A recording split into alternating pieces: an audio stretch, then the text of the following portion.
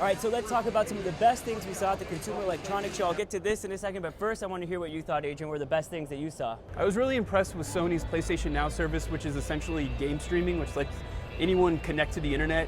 You can use the cloud to play video games, so you don't need a console in your home. And so it's not a new idea, but Sony is definitely the biggest company to try it. And their service works really well, or the demo did here, and I think it offers a promising glimpse at the future of gaming.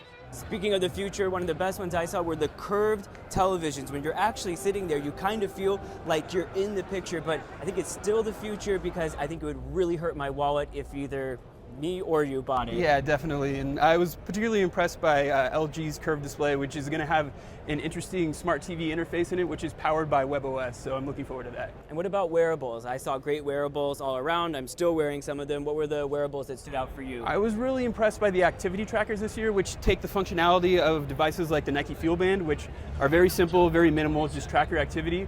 But they took some of the better parts of smartwatches, like passing along notifications from your phone when you get a text, when you get a call.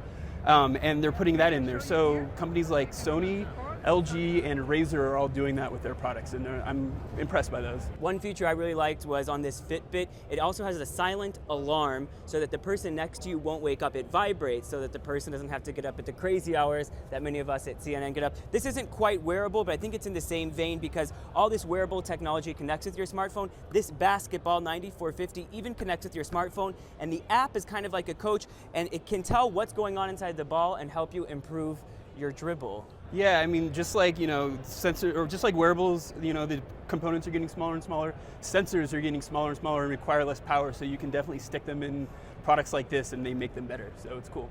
There was one that I didn't see, but you saw, MakerBot? Yeah, so what MakerBot is doing is with their Replicator Mini, they're making the 3D printer smaller and cheaper. It's their cheapest one yet, and what's important about that is even though it costs nearly $1,400, it's more and more accessible to someone who just wants to play around with a 3D printer as a hobby.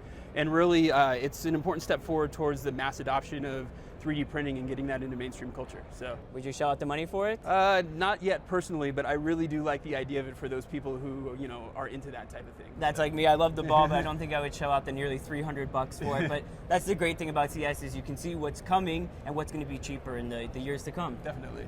Thanks, Adrian. All right, thank you.